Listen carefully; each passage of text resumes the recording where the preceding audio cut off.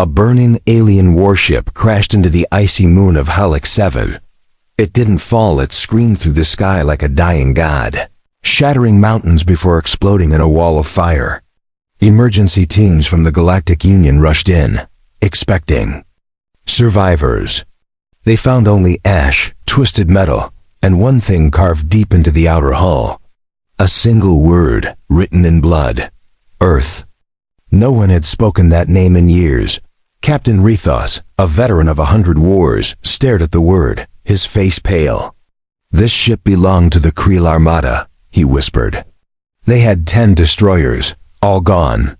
Inside the wreck, they found black scorch mark scars that even plasma weapons couldn't make. One of the techs vomited. Another started shaking. In a sealed chamber, they found the last crew member, burned, eyeless, still alive. With his final breath, he hissed, "We woke the death world, it remembers." And then he died, screaming. Across the galaxy, command centers lit up with warnings. Earth, once mocked, once ignored, was no longer silent. It answered. Decades ago, the Galactic Union visited Earth not to help, but to laugh. From orbit, they saw lightning storms ripping through cities, volcanoes melting landscapes, earthquakes, tornadoes, poison jungles, freezing poles, burning deserts. And in all of it, humans lived, fought, built, survived. Union scientists called Earth a death world. Too violent, too unstable. They wrote it off as a backwater filled with savage life forms, a curiosity. Some of them came down in secret, tested weapons in hidden places, took humans for experiments. One small island disappeared, just gone. No one believed the survivors. No one helped. The aliens left Earth with laughter in their teeth and blood on their hands. But they forgot one thing. Earth remembers pain. For years, Earth stayed quiet, building, watching, learning their tech, mapping the stars. And deep below the surface, something darker began to grow. Hidden labs, secret warriors. Whispers of a plan. They should have left Earth alone. Because humans weren't weak, they were just waiting. Now those same stars that once watched humans burn will watch the galaxy pay for every scar it gave them. The planet Novus 3 was Earth's proudest colony.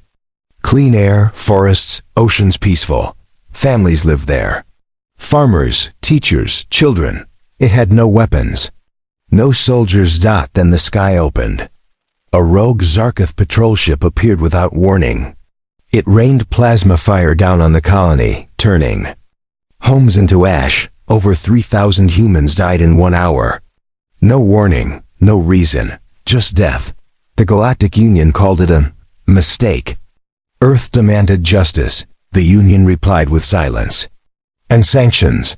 They said humans were genetically unstable. Too emotional, too dangerous. They blamed the victims. Labeled Earth as a threat. But in the shadows of space, something had already changed. A small black ship, unregistered and silent, arrived near the Zarketh moon base. Inside it, no soldiers. Just one man, a survivor from Novus-3. He walked through. Fire tore through guards, and left the moon dripping in smoke and silence. He sent one message before vanishing. You killed our children. Now meet what we become without them. It wasn't Earth's first strike, but it was humanity's first answer. And the galaxy was listening now with fear. Under Antarctica's frozen crust, far from satellites and spies, a hidden base stirred. For the first time in 40 years, Project Leviathan was awake. A cold, emotionless AI blinked online. It ran calculations, checked logs, reviewed death counts from Novus 3. The numbers triggered one final command: initiate Death World Protocol. All across the galaxy, sleeper agents humans long thought dead or missing opened their eyes. They had no past, no homes, only purpose. They weren't born. They were built, trained in black zones beneath Earth's worst storms. Bodies enhanced, minds rewired.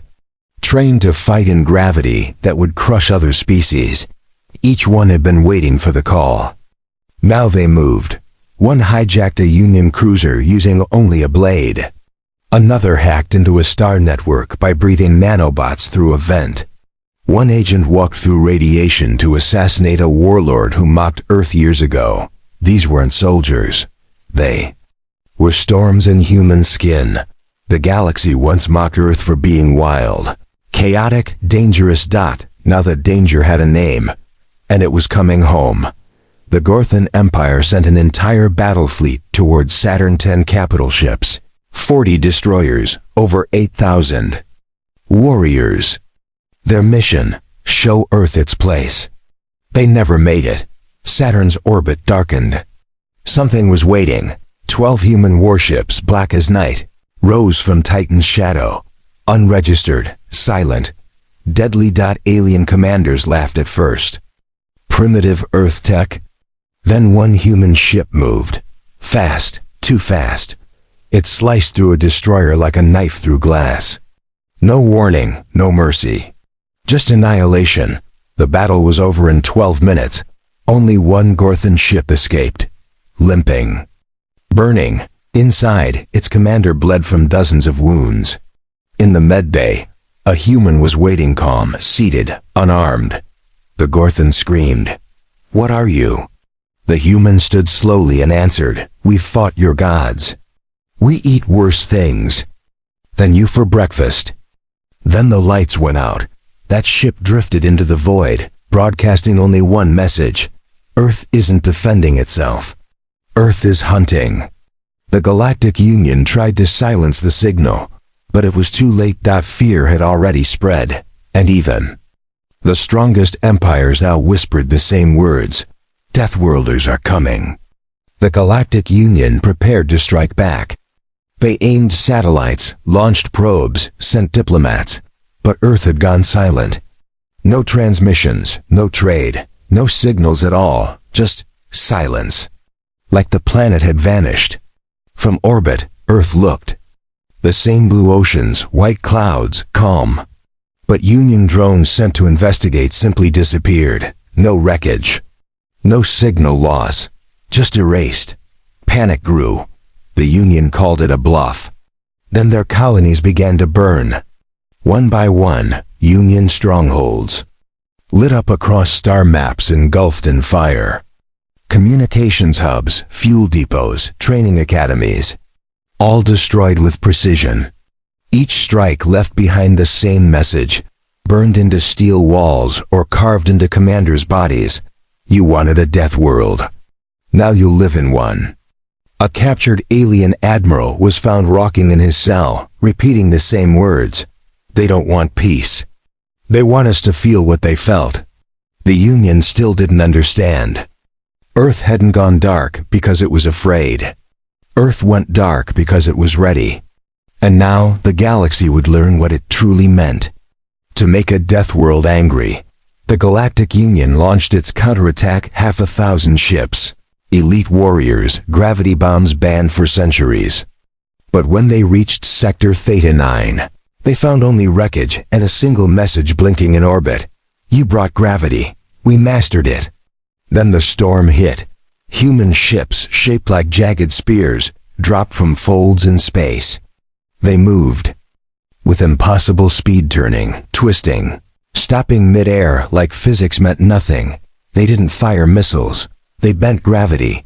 Entire alien warships were crushed in mid-space, folded in half by invisible hands. Cities were pulled upward, off planets. Moons cracked like glass under pressure waves. On the Orion Citadel, home to the Union's War Command, alarms screamed. Inside the command center, walls twisted inward, air vanished. Dozens of officials died in seconds, crushed by their own weight.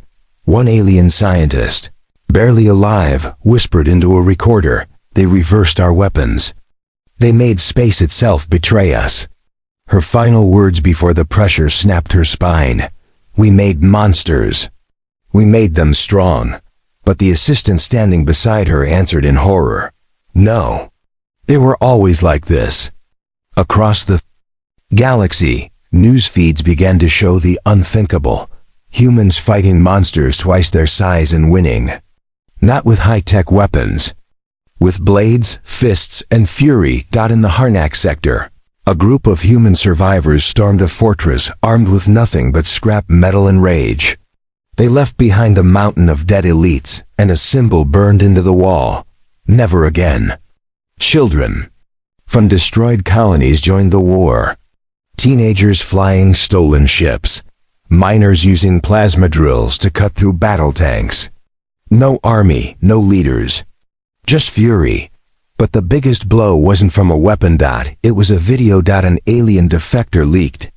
Hidden files proof that the Union had committed war crimes against Earth for decades. Secret raids, genetic experiments. Whole towns erased from maps. They thought Earth was too weak to ever fight back. Now that lie was burned under sunlight. The footage spread like fire. Empires began to fracture. Armies mutinied. Some alien species turned on the Union. Others begged for forgiveness. But for the humans, there was no forgiveness. Only blood. Only vengeance. And they weren't done yet. Earth sent one final message blazing across every star system. Every channel, every network. We are not your experiment. We are your extinction. Some alien species surrendered without a fight. Fleets dropped their weapons. Leaders begged for peace. Others prepared for war. The Galactic Union called in forbidden weapons, ancient machines from dead worlds, capable of wiping out entire planets in minutes. They launched their attack on Earth's core colony, but Earth was ready. Hidden. Fleets erupted from underground spaceports. Human ships moved faster than thought possible. They fought with brutal skill, breaking through enemy lines like a wildfire. On enemy homeworlds, panic spread. Leaders whispered dark prayers, hoping their gods would save them. But Earth's warriors were already there on their soil, in their cities, in their homes. The galaxy learned the hard truth. No mercy. No retreat. Only one choice remained. Kneel or burn. The Galactic Union was broken. Its greatest fleets lay in ruins. Worlds once ruled by arrogance now bowed or burned. Earth stood silent, not celebrating victory, but remembering the price. Millions lost, cities crushed, dreams shattered. They fought not for power, but for survival. In the ruins, Earth's leaders spoke quietly. We did not want this war. But the galaxy forced our hand. Human survivors, scarred, tired, but unbroken, stood tall among the stars. They were the children of a death world, forged in fire and blood. Now, they were the galaxy's rulers. Not by fear alone, not by peace alone, but by the truth they carried in every scar and every story. The message was clear. Never again will Earth be a playground for the arrogant. We bled so others would learn to respect life or face extinction. The galaxy had changed forever, and Earth was its unyielding heart.